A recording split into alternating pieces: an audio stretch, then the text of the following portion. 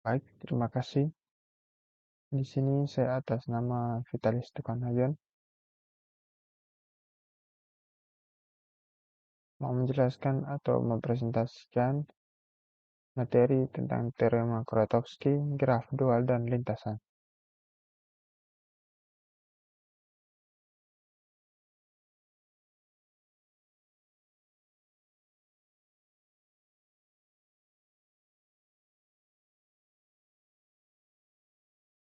Memang teorema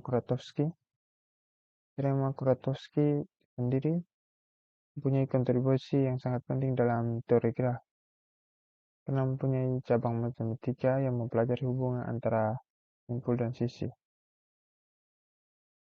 Di sini dikatakan bahwa teorema itu merupakan landasan yang sangat penting untuk memahami sifat graf yang digambarkan secara planar.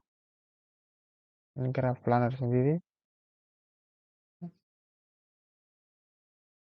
adalah graf yang dapat digambarkan di atas bidang tanpa sisi, bersilangan, dan dibuat dalam berbagai aplikasi seperti pemodelan jaringan jalan raya, rancang sirkuit terpadu, dan analisis jaringan sosial.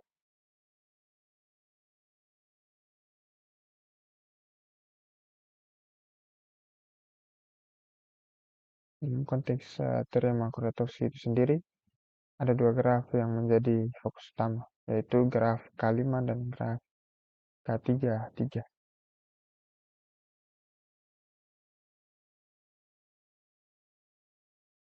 Pertama, graf K5. Graf K5 atau dikenal dengan graf lengkap itu mempunyai 5 simpul. Jadi simpul 1, simpul 2, simpul 3, simpul 4, dan simpul 5.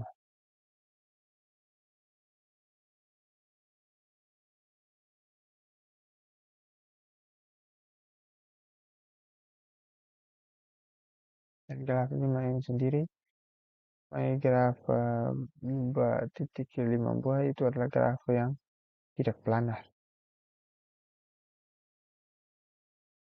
Berikut adalah graf KT3.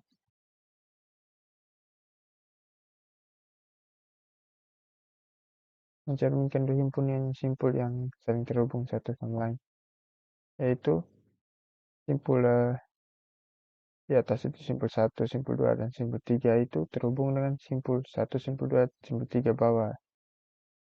Jadi sehingga di sini dengan 6 buah titik atau simpul, 3 di atas dan 3 di bawah itu saling terhubung dan mempunyai 9 buah sisi.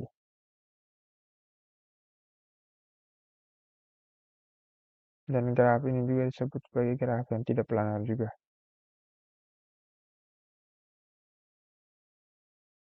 Dan kedua graf ini kenapa disebut sebagai graf yang tidak planar? Karena dalam graf ini mempunyai sisi yang saling berpotongan atau bersilangan. Karena kalau graf planar, itu graf yang dapat digambarkan di bidang data dan sisi saling memotong atau bersilangan. Sisi yang tidak saling memotong atau bersilangan itu disebut graf planar. Di sini tidak disebutkan graf planar karena sisinya saling berpotongan.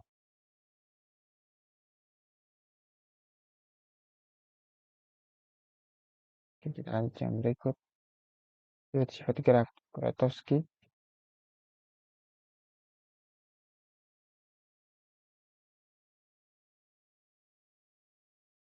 Sama bahwa kedua graf Kuratowski adalah graf teratur, terregulir. Terus kedua graf Kuratowski adalah graf tidak planar. Yang saya jelaskan tadi bahwa graf planar itu mempunyai sisi yang tidak saling berpotongan. Dan di graf Kuratowski sendiri mempunyai sisi yang saling berpotongan. Terus yang ketiga ada penghapusan sisi atau titik dari graf Kuratowski menyebabkan menjadi graf planar. Terus yang keempat, graf Kuratowski K5 adalah graf yang tidak planar dengan jumlah titik minimum, dan graf Kuratowski 3,3 adalah graf tidak planar dengan jumlah sisi minimum. Yang graf tidak planar dan paling sederhana. Lanjut.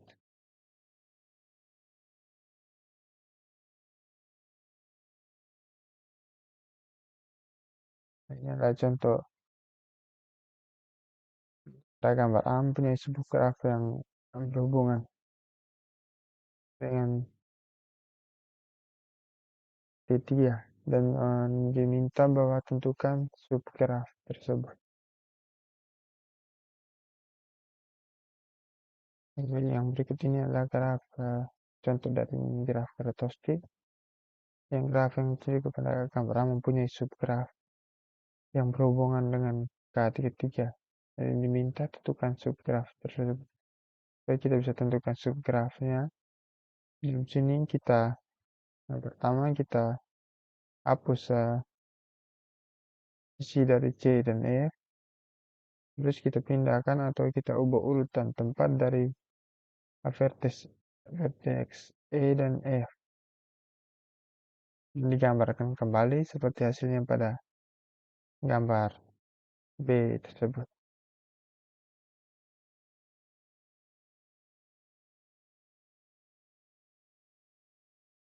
Lanjut yang berikut yaitu graf 2.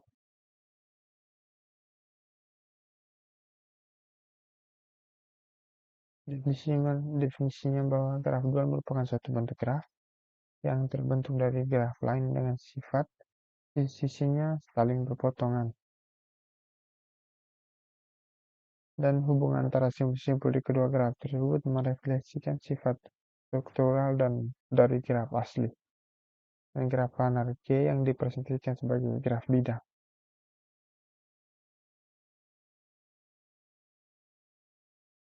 Dalam graf ini mempunyai banyak aplikasi dalam berbagai bidang, termasuk jaringan komunikasi, pemetaan jalan dan perencanaan infrastruktur.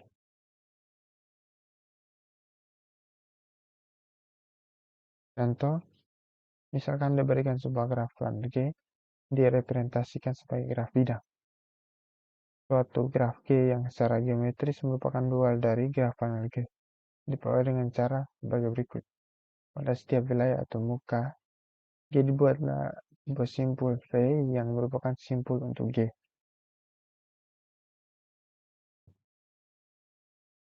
Untuk ke setiap sisi E, G tarik ke sisi E, yang menjadi sisi untuk G, yang memotong sisi E tersebut. E menghubungkan dua buah simpul, 1 dan V2, simpul-simpul G, yang berada di dalam F, 1 F2 yang dibesarkan dari sisi di G, salah satu simpulnya merupakan simpul berderajat. 1. Sisi E terdapat dalam sebuah muka. Maka sisi adalah berupa sisi loop.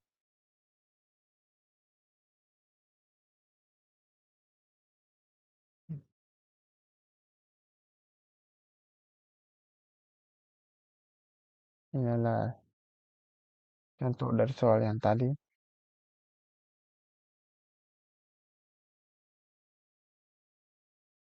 Inilah graf. Misalnya ini adalah graf A.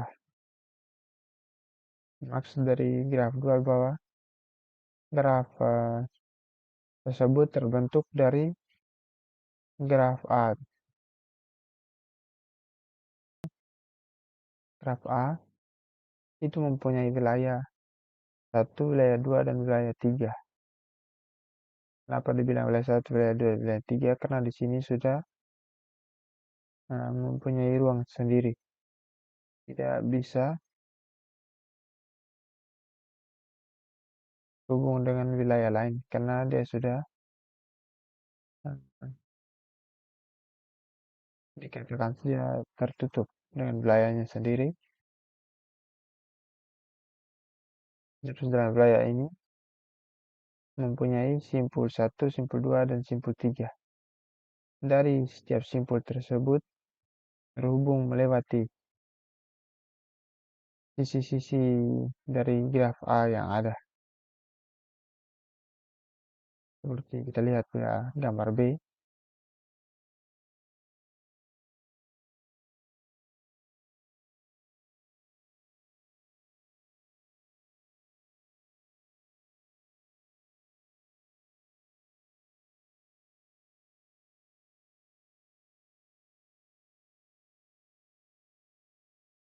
dan dijelaskan pada contohnya bahwa setiap sisi E kita tarik sisi M jadi sisi J yang memotong sisi E tersebut.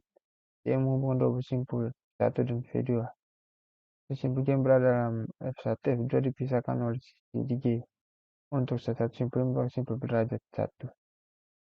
Jadi sisi E dulunya terdapat dalam sebuah muka, maka sisi E berupa sisi loop.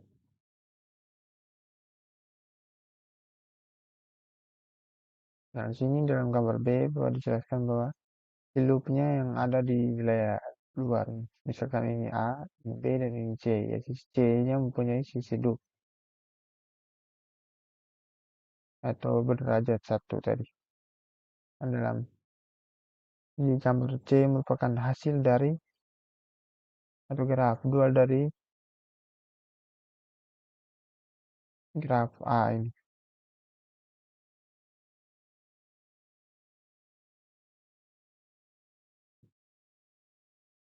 Lanjut yang berikut, lintasan.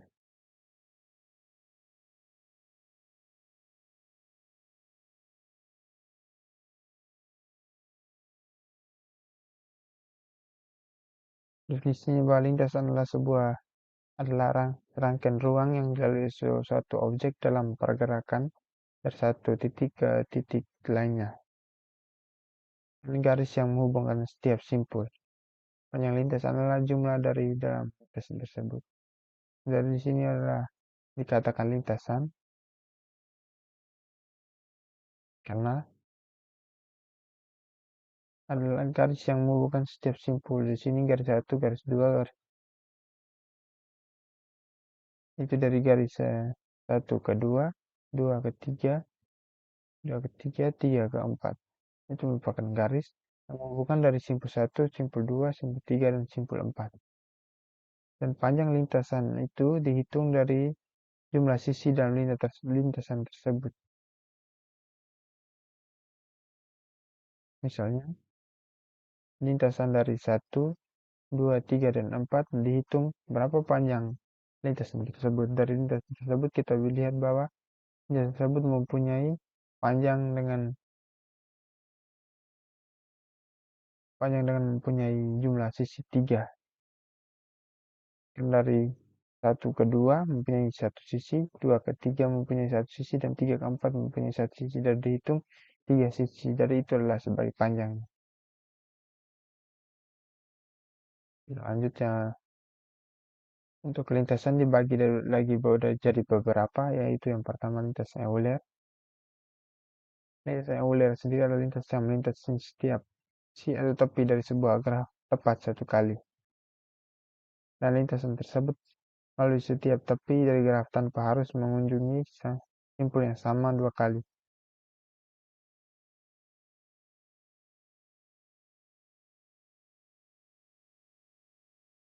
Ini contoh di sini kenapa disebut sebagai lintasnya Euler.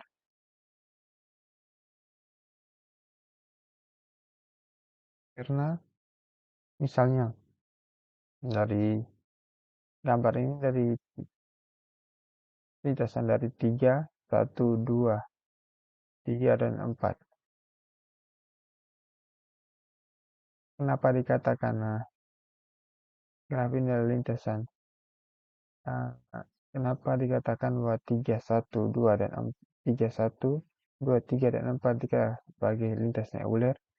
Karena dia melewati setiap sisi atau tepinya itu hanya satu kali saja, tidak 2 kali. Dari 3 ke 1, 1 ke 2, 2 ke 3, 3 ke 4. Itu adalah dia melintasi sisi itu tepat satu kali. Di sini dan di sini juga sisi yang dilewati adalah satu kali saja. Sehingga ini dikatakan sebagai lintasan Euler.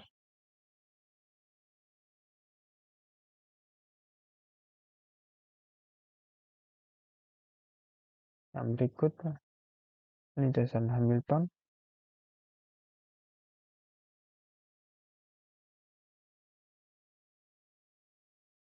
Lintasan Hamilton itu sendiri adalah lintasan yang melewati setiap simpul dari sebuah graf tepat satu kali.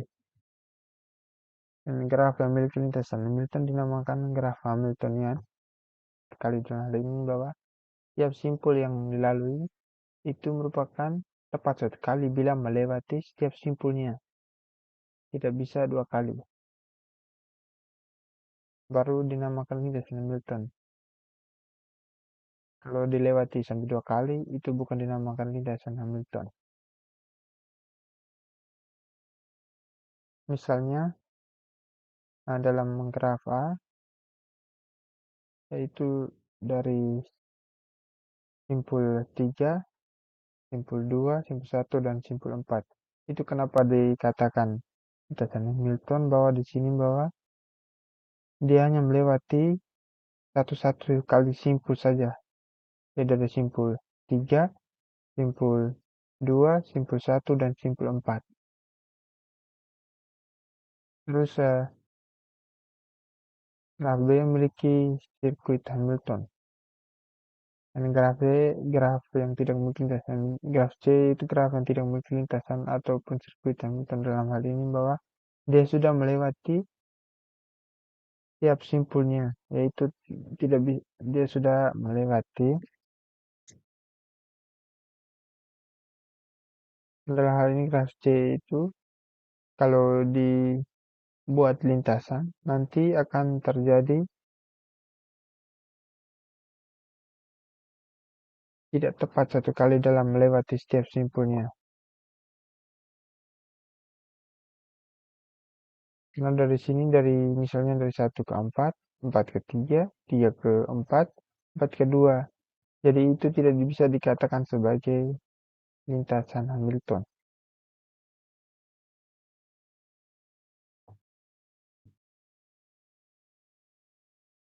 Oke, kita lanjut yang berikut. Lintasan terpendek. Lintasan terpendek itu juga dikenal sebagai jalur terpendek atau lintasan minimum. Dalam hal ini adalah bahwa lintasan antara dua simpul dalam graf yang memiliki jumlah tepi bobot yang terkecil. Misalnya dalam sebuah graf ini, ditanya tentukan lintasan terpendek dari A ke Z. Dalam hal ini, terlihat bahwa dari A ke Z, itu yang pertama, A ke C, karena dari sini A ke B itu mempunyai bobotnya 4, sedangkan di A ke C mempunyai bobotnya 2, jadi kita lihat lintasan atau bobot yang terkecil dari tiap sisi tersebut, setiap lintasannya. Lalu kita pilih bahwa bobot yang terkecil di sini adalah A ke C. Terus dari C ke terus selanjutnya dari C di sini dilihat bahwa dari C ke F mempunyai bobot 10. Terus C ke D mempunyai bobot 8 dan C ke B mempunyai bobot 1. Jadi di sini dilihat dari bobot yang terkecilnya adalah 1. Jadi C lintasan terpendeknya dari C ke B. Terus dari B dia lanjut ke D. Karena di sini dia tidak bisa pulang ke A lagi, pulang ke A lagi karena namanya lintasan dia harus melewati tiap sisi sampai menuju ke lintasan yang terakhir yaitu ke Z. Di sini dari B ke D dan dari D dilihat bobotan terkecil yang di sini ada beberapa, yaitu yang pertama 6, 2 dan 8. Dan 8 tidak mungkin karena dia akan kembali ke posisi awal. Jadi di sini dipilih 2 karena dari 2 dan 6 bobot yang terkecilnya adalah 2. Terus dilanjutkan ke E. E tidak bisa pulang ke C lagi dan dia harus lanjutkan ke Z. Karena dari sini dan E yang ke Z. Jadi Ini jasan terpendek dari A ke C adalah A ke C, C ke B ke D ke dan ke Z.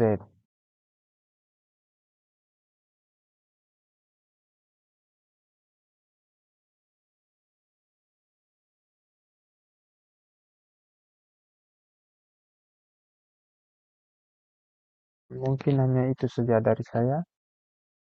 Sekian dan terima kasih.